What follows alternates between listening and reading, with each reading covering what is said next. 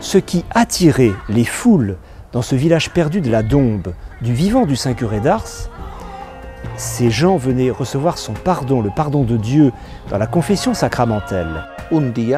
Un jour, un grand orateur qui prêchait dans Notre-Dame, ayant fini son homélie, la dissertation qu'il avait préparée, vit quelqu'un s'approcher et lui dire « Magnifique, vraiment magnifique ». La foule a grimpé sur les confessionnaux pour vous entendre prêcher.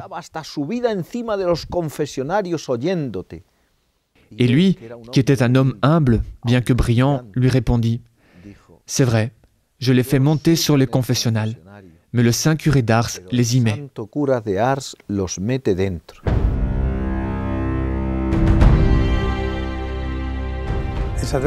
Il y a deux moments dans lesquels le prêtre est irremplaçable. Nous pouvons être substitués pour de nombreuses tâches, mais il y en a deux où cela est impossible. La célébration de l'Eucharistie et le pardon des péchés.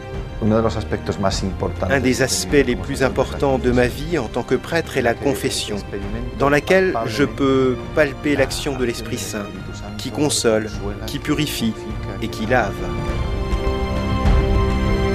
Les foules de pénitents, de son vivant, ont convergé vers ce petit village.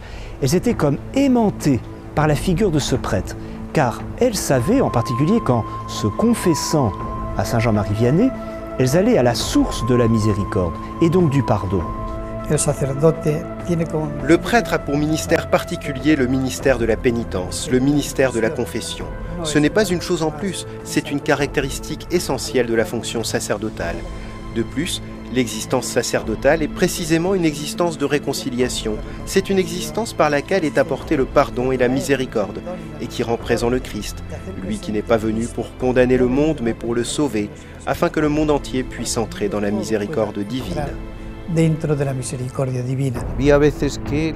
Il arrivait que la file de ceux qui voulaient se confesser chez lui débordait de l'église et se poursuivait tout autour de l'église, et ce plusieurs fois, en attendant de pouvoir arriver au Saint Confesseur. Il lisait les consciences, encourageait les hommes et les femmes envers leurs devoirs, dans l'accomplissement de leurs devoirs d'État. C'était un homme qui orientait les consciences en les faisant sortir de leurs scrupules, de leur pusillanimité et de leur orgueil.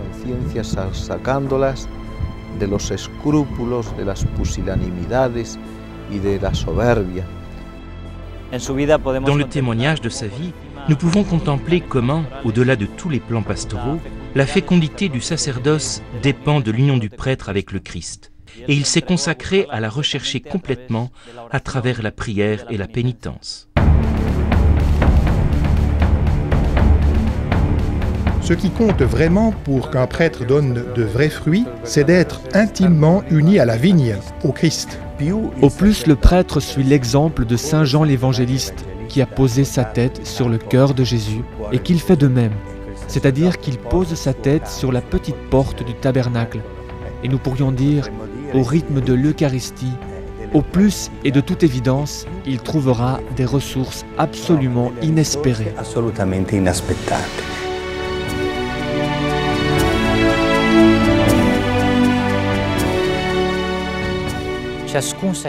Chaque prêtre, chacun d'entre nous est appelé à retrouver à tout instant l'essentiel de sa vie et de son ministère, surtout dans un contexte culturel dans lequel il a été tenté de supprimer de nombreux aspects, tentations d'activisme, en résumé de se disperser et de se centrer sur ce qui ne constitue pas l'identité du ministère sacerdotal.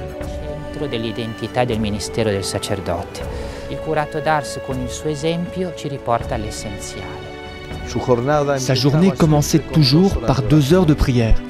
Il s'agenouillait devant le tabernacle et passait 2, 3 ou 4 heures de prière en demandant à Dieu « Seigneur, convertis la paroisse ». La clé de la fidélité est en premier lieu la prière. Le prêtre est appelé à être un alter Christus, un autre Christ.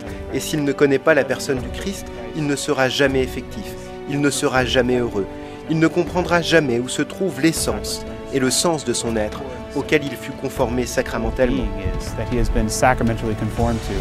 Jésus était un homme de constante prière, et le prêtre aussi doit être un homme de prière. L'amour divin grandit comme l'amour humain. Les personnes se cherchent, se fréquentent, se connaissent et s'aiment. De même, nous cherchons le Seigneur dans son évangile, dans la présence eucharistique, et nous nous tenons près du tabernacle comme l'on reste à côté de la personne aimée. Il est là, présent, avec son corps, son sang, son âme et sa divinité. C'est le lieu où le curé d'Ars trouvait la solution à tous ses problèmes, dans le dialogue avec l'amour, avec le Christ. C'était un énamouré du Christ, comme nous devons l'être, tous les prêtres. L'amour divin grandit ainsi, en le fréquentant, en le connaissant plus et en l'aimant. Je voudrais rappeler deux expressions du Saint Curé, qui sont très connues. D'une part, là où les saints passent, Dieu passe avec eux. Et puis aussi, le sacerdoce, c'est l'amour du cœur de Jésus. À propos de cette phrase du Saint Curé d'Ars, le sacerdoce est l'amour du cœur de Jésus. Je dirais que c'est une phrase non seulement parfaite mystiquement, mais aussi théologiquement. Et l'amour divin est le mystère de Dieu, qui pour ainsi dire est tellement aimant. Naturellement, c'est une hérésie théologique, mais c'est pour me faire comprendre.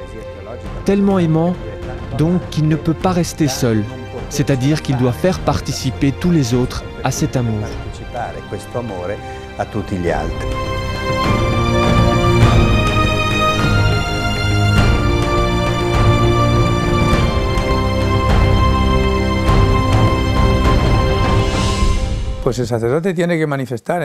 Car le prêtre doit manifester dans une société qui tend à vivre comme si Dieu n'existait pas, qu'il est le témoin que Dieu existe, qu'il existe en au-delà, que le Christ existe, qu'il est l'incarnation de Dieu, qu'il se fit si proche des hommes par un amour qu'il devint Dieu est avec nous. Et tout ceci, il le manifeste également par l'habit, par sa forme extérieure.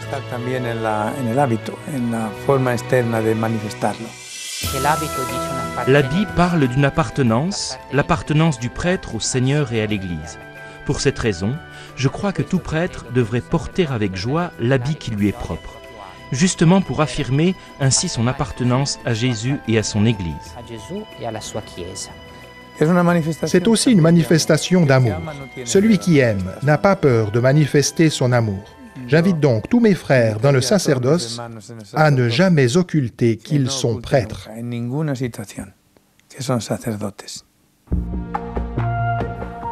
Fidélité du Christ, fidélité du prêtre. La clé de la fidélité au sacerdoce est d'être uni au Christ. C'est être totalement avec lui, en étant conscient de ceci, que l'âme de tout apostolat est l'intimité divine. You have to be free. Tu dois être libre si tu as l'intention d'être fidèle. Et tu dois être libre si tu as l'intention d'aimer. Tu ne peux aimer sans liberté. Et c'est pour cela que l'amour sacerdotal est si important aujourd'hui. Mais voilà, ce n'est possible que si nous vivons notre appel au célibat. Our calling to a celibate life. On parle aujourd'hui énormément du célibat sacerdotal comme d'une voie très difficile, comme quelque chose de négatif, comme une norme purement disciplinaire, et ceci est absolument faux. Le célibat n'est pas une loi ecclésiastique, c'est une exigence de l'amour. La loi ecclésiastique en est seulement la conséquence, parce que les lois sont la conséquence des prémices théologiques et spirituelles. C'est une affirmation joyeuse de l'amour. C'est une donation complète de sa propre vie, de son temps, de ses propres sentiments et des pensées du Christ avec le désir, comme saint Paul le disait, et espérons que ce ne soit pas si lointain, de pouvoir dire un jour « Je vis en ma chair de la foi au Fils de Dieu qui m'a aimé et s'est livré pour moi. Ce n'est plus moi qui vis, c'est le Christ qui vit en moi. » La logique de l'amour divin, de l'amour chrétien, est toujours pour toujours. Priestly celibacy is a gift. Le célibat sacerdotal est un don, non seulement pour l'Église, mais pour le monde entier. Car c'est un signe vivant, dans ce monde qui voudrait vivre sans Dieu. C'est un signe d'amour, c'est un signe de considération.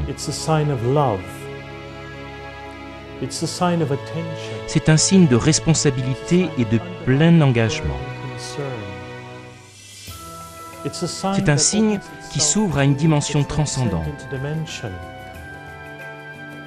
Le monde ne suffit pas pour dire que je t'aime.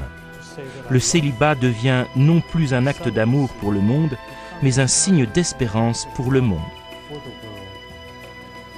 But also a sign of hope for the world.